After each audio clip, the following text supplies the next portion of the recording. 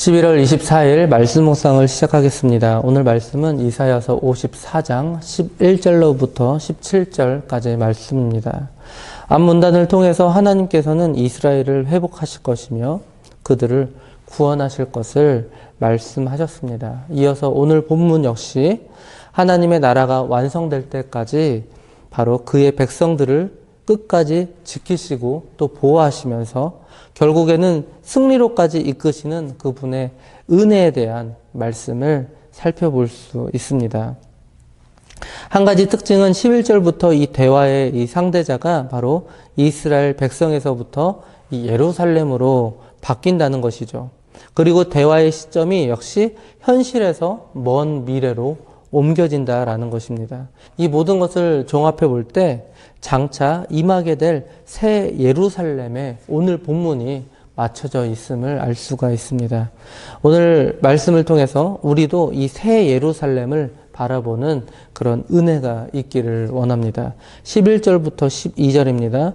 너 곤고하며 광풍에 요동하여 안위를 받지 못한 자여 보라 내가 화려한 채색으로 내 돌 사이에 더하며 청옥으로 내 기초를 쌓으며 홍보석으로 내 성벽을 지으며 석류석으로 내 성문을 만들고 내 지경을 다 보석으로 꾸밀 것이며. 이스라엘은 오랜 이 포로 생활로 인하여 지칠 대로 지친 상태였습니다. 그런데 그런 그들에게 하나님께서 새 예루살렘의 모습을 보여주셨습니다. 포로 생활로 인하여서 불안해하고 두려움에 떠는 이 당시 예루살렘의 이 거민들에게 큰 소망을 주시기 위해서였습니다. 그 모습은 매우 화려했습니다. 내가 화려한 채색으로 내 돌 사이에 더하며, 돌이 화려한 것이 아니라 돌과 돌을 붙이는 색색의 접합체의 화려함을 말해줍니다. 이 접합체를 벽돌 사이사이에 붙여서 벽돌 건물을 멋지게 보이도록 한 것이죠. 청옥으로 내 기초를 쌓으며, 청옥의 단단함은 다이아몬드 그 다음일 정도로 그 굳기가 매우 단단함을 알 수 있습니다. 우리에게는 이 사파이어로 알려진 보석이죠. 그런데 그 단단한 청옥으로 기초를 쌓았다는 것입니다. 기초의 튼튼함을 말해줍니다. 그리고 뿐만 아니라 이 청옥은 아름다움과 이 광채에 있어서도 매우 훌륭한 보석입니다. 푸른색, 붉은색, 흰색, 자주색 등 다양한 색을 지녔습니다. 구약의 이스라엘은 신약의 교회를 말하죠. 그런데 외도하고 쫓겨나 과부의 신세가 되었다가 이리저리 버려진 바 된 그 이스라엘을 다시 하나님이 품으실 때 그의 모습은 이처럼 아름답게 될 것입니다. 미래의 이 번영과 영광이 보장된 이 교회의 모습이 그만큼 튼튼하며 아름다울 것임을 말해주고 있죠. 이처럼 튼튼하고 아름다운 이 예루살렘 성에 거하는 자들의 삶의 특징에는 어떤 것들이 있을까요? 13절을 보시면 내 모든 자녀는 여호와의 교훈을 받을 것이니 내 자녀에게는 큰 평안이 있을 것이며. 훗날 예수님께서 이 말씀을 인용하십니다. 하나님의 절대 주권에 이끌림을 받는 자만이 예수님에게 나올 수 있다는 말씀을 하시면서 이 본문을 인용하시기도 했습니다. 요한복음 6장 44절부터 45절을 제가 읽어드리도록 하겠습니다. 나를 보내신 아버지께서 이끌지 아니하시면 아무도 내게 올 수 없으니 오는 그를 내가 마지막 날에 다시 살리리라. 선지자의 글에 그들이 다 하나님의 가르치심을 받으리라 기록되었은즉 아버지께 듣고 배운 사람마다 내게로 오느니라.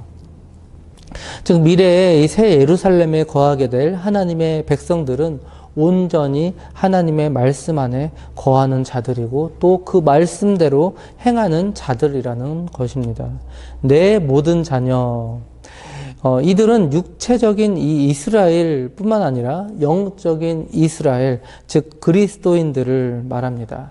여호와의 교훈, 즉 복음이죠. 따라서 본문은 새 예루살렘에서 살 모든 사람은 다 그리스도의 복음을 받아들이는 사람이라는 뜻입니다. 또한 그것을 삶의 원리로 삼는 자들이 될 것임을 말해주고 있습니다. 하나님의 말씀이 그 예루살렘 성을, 즉 교회를 지배하게 될 것입니다. 내 자녀에게는 큰 평안이 있을 것이며 영적 이스라엘의 후손은 이 그리스도의 복음을 통해서 구원을 얻고 참 평안을 누리게 될 것입니다. 오늘날 우리도 마찬가지입니다. 하나님의 말씀을 받으면 예수 그리스도에게 집중하게 되어 있습니다. 그리고 그분의 가르침을 통해서 큰 평안을 누리게 됩니다. 말씀을 통해서 우리가 내적으로 누릴 수 있는 최종 목적지는 바로 평안입니다. 사랑하는 성도 여러분, 말씀에 거하면 우리에게 참 평안이 임하게 됩니다. 내 안에서 솟구쳐 넘쳐 흐르는 그 평안이 두려운 환경을 밀어버리게 됩니다. 그런 평안이 마음에 거하는 자들로 구성된 나라가 바로 하나님의 나라, 즉 오늘날 교회를 말해줍니다.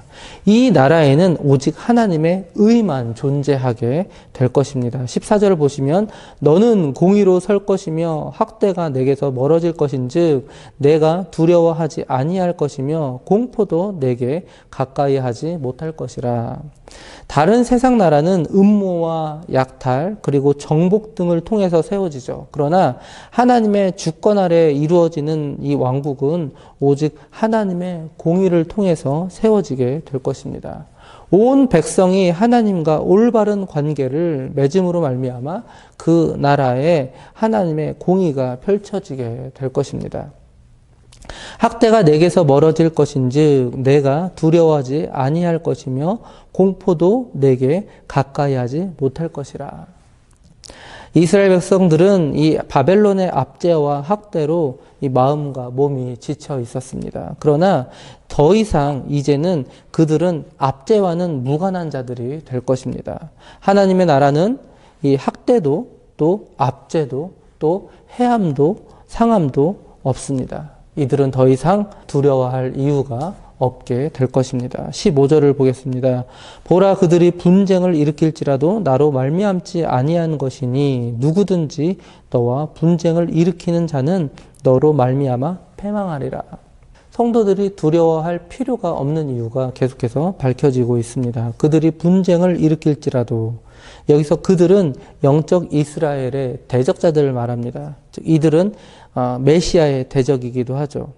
나로 말미암지 아니한 것이니, 이게 무슨 말일까요? 이스라엘 백성들의 이 바벨론 이 포로 생활은 바로 하나님으로 말미암은 것이라는 뜻이죠. 즉 하나님의 작정과 허락에 의한 것입니다. 누구든지 너와 분쟁을 일으키는 자는 너로 말미암아 패망하리라. 그런데 앞으로 이후에 이 하나님의 백성들을 대적하는 일이 벌어진다면 그것은 바로 하나님의 작정에 의한 것이 아님을 말해줍니다. 도리어 하나님의 백성을 대적하고 그리고 하나님을 대적하는 일이기 때문에 하나님께서 그들을 멸하시게 될 것입니다.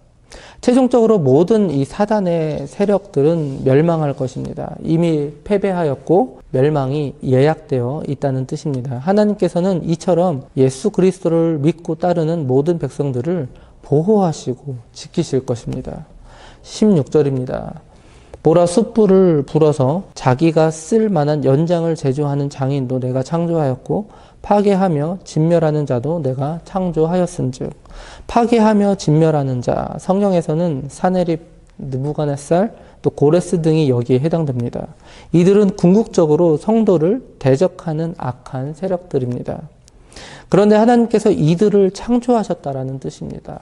즉 이들의 모든 행동이 하나님의 주권 아래 있음을 말해줍니다. 이들은 하나님의 허락하에서만 이스라엘을 파괴하며 진멸할 수 있었습니다. 만일 이들이 하나님의 뜻을 거슬러서 하나님께서 허락하신 그보다 더 이상으로 스스로 행동했다면 하나님께서는 이들을 진멸하실 것입니다. 그러므로 하나님을 의뢰하며 그의 보호의 약속을 받은 성도들은 조금도 두려워할 필요가 없다라는 것이죠. 조금도 무서워할 필요가 없다라는 것입니다. 우리의 고통과 환난과 우리가 힘들어하는 모든 것은 다 하나님의 작정 아래에 있기 때문입니다. 사랑하는 성도 여러분, 이처럼 하나님께서 우리를 지키시고 보호하십니다. 그 보호하심은 오늘날도 마찬가지입니다. 우리에게 닥치는 고난과 환난 중 이유가 없는 것은 존재하지 않습니다. 그리고 모든 고난과 환난은 하나님께서 허락하신 축복입니다. 그러므로 우리는 언제나 영원한 하나님 나라를 소망할 수가 있습니다. 그리고 하나님의 백성답게 담대하게 살아갈 수 있습니다. 마지막 17절입니다. 너를 치려고 제조된 모든 연장이 쓸모가 없을 것이라. 일어나 너를 대적하여 송사하는 모든 혀는 내게 정죄를 당하리니 이는 여호와의 종들의 기업이요 이는 그들이 내게서 얻은 공인이라. 여호와의 말씀이니라.